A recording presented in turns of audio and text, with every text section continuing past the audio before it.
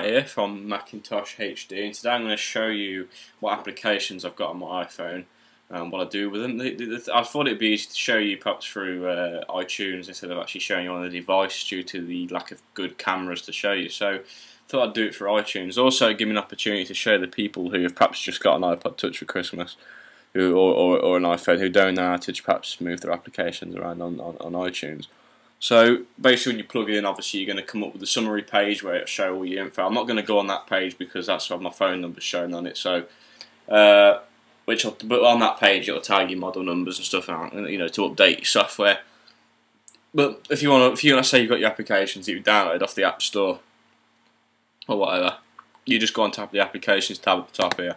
This is going to come up like a little kind of, it's kind of a bit of software where you can drag and arrange your icons on your iPhone where you want things to be. At the moment, I've just been arranging mine again to get everything into kind of some sort of order. So at the top, I've got my contacts, mail, and all the stuff to do with posts and mail and the internet stuff at the top. And then I've got my photos, camera, Safari, YouTube, all there. So I've kind of tried to categorise it a little bit. I might move that there like that. I've also got Skype down here because I do a lot of Skyping, so I've got my apps down there that I use the most. But you can drag them around if you want, take things out and put things in. But anyway, that's how you do that. And also, if you want to delete, you can only delete the ones that you've added yourself, the ones that you've bought, or whatever. You just hit the cross. So what we're going to do, I'm just going to go over what I've got and why I use it, things, and if I do use it, for whatever. Because there's a lot of apps obviously that come with it that you don't use. A lot of people don't. Okay, so let's just get it up and close like this. Okay. Obviously, you got your contacts, mail. The Facebook application is pretty good. Basically, on that, you can obviously do everything you want to do. Everything. Chat. You can use the chat, upload photos, upload your posts, things like that. I'll have to perhaps show you how to, about them. When I've got a better camera or something, I can perhaps show you what it looks like on the iPhone and things, and review some of the apps for you. You got MySpace, Twitter, Tweety, which is a Twitter client, which I am definitely going to do a review on soon because I think it's one of the best. It probably is the best Twitter client I think anywhere on any platform. Oh, we can only get it for Mac and iPhone, sorry. So it's, but yeah, it's probably the best one. You got eBuddy, which is your MSN client if you want to use your MSN or Yahoo Messengers on your phone. There is eBuddy free, but I thought I'd get the Pro Edition for the for the features and things like that. None on the adverts and stuff. Also do a few more things with it. That costs, I think it's £1.70 or something like that. So I've got the Pro version. You then got photos, which all your photos are stored on. Your cameras, your 3.0 megapixel. Your Safari web browser, YouTube browser, which is the easiest way to view YouTube videos on your iPhone. Very good as well, very fast and streamlined. Weather, voice memos for, I haven't actually clicked on that yet. I'm assuming that's the one way you can control it with your voice. I'll have to try. You got the clocks down here, which is powered by, I believe it's powered by Yahoo, or is it the weather that's powered by Yahoo? I can't remember. You've got iTunes, which is you can download music and everything you want, like you do on your computer. App Store, where you can download all your apps instead of plugging it in and doing it on your computer. Settings, where you can change all the settings of your phone and whatnot. And for it is phone, messages, Skype, and iPod. So let's go to the second page. We've got the calendar, which I don't really use. F1 game, which I ain't really played it very much lately. I bought it a week or so ago for about £3 something. I haven't had a chance to actually play it yet, so when I do play it, I'll perhaps review it. By the far of it, it does look pretty good when I've had a quick go on it. The graphics look very good. Can't get used to the handling on it yet though, so I'm going to perhaps have a practice of that. Then you've got your compass, which is quite a nice little thing, shows you where you are and stuff and what you're doing, and when you point at different areas, it goes to different areas of the world and things, whatever. Maps, you like Google Maps that you can get on the internet, very, very useful, and journeys and things like that. And planning and looking where things are. Calculator, obviously you know what that is. If you don't like maths, then well, I'd put that on the third page.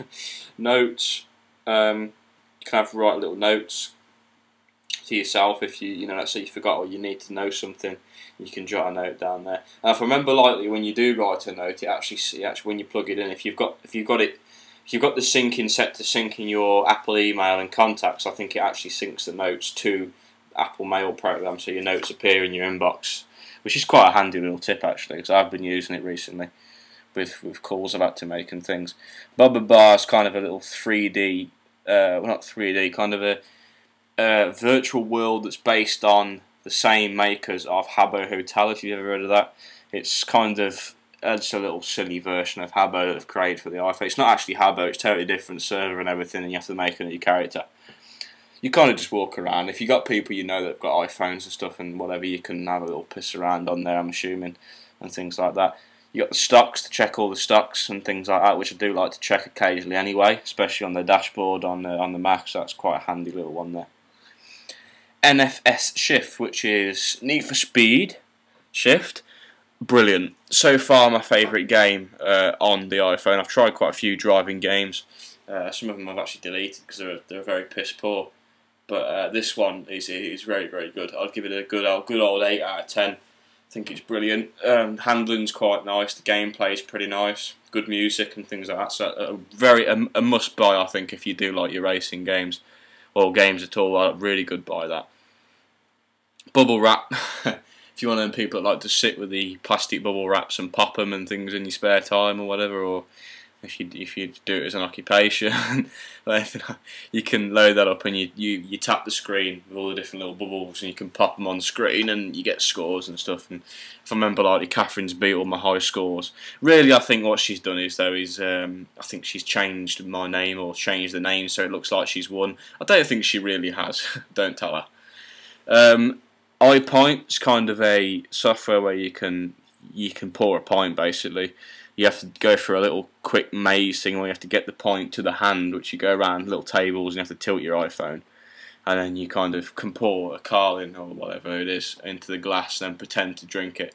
So if you are under 18 and you're not really allowed to have a drink, you could at least imagine you've got a drink, because I'm sure you've got an iPod Touch, so if you can't drink then it's a nice way to kind of learn how to pour a pint and to sort of virtually drink your pint.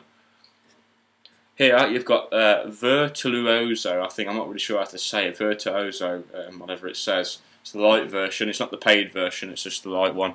You can have a look. You transform your phone into a little piano where you can play. To be honest with you, I've actually been using it quite a lot, which sounds quite strange because I'm a musician anyway.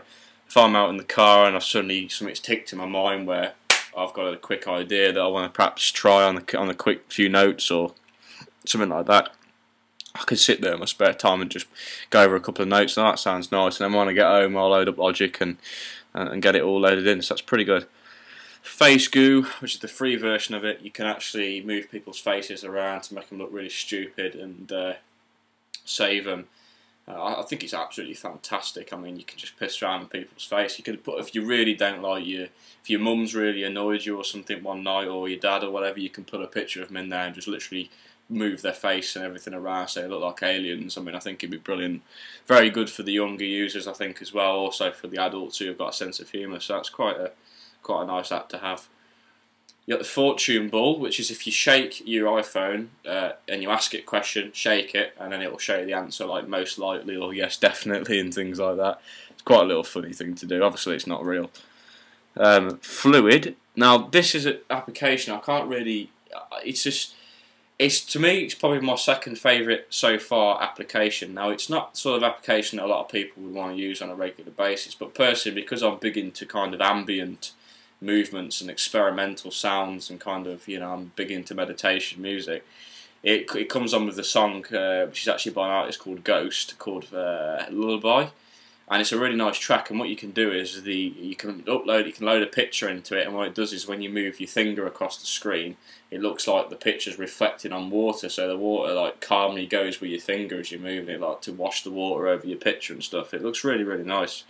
It's really good if you're sitting in bed and you want to perhaps you just meditate and you want to have a nice sort of relaxing moment. You can sit and do that and just look at a nice picture of you and your girlfriend or maybe your family or something like that, or something that remembers you of something. It's very, very nice.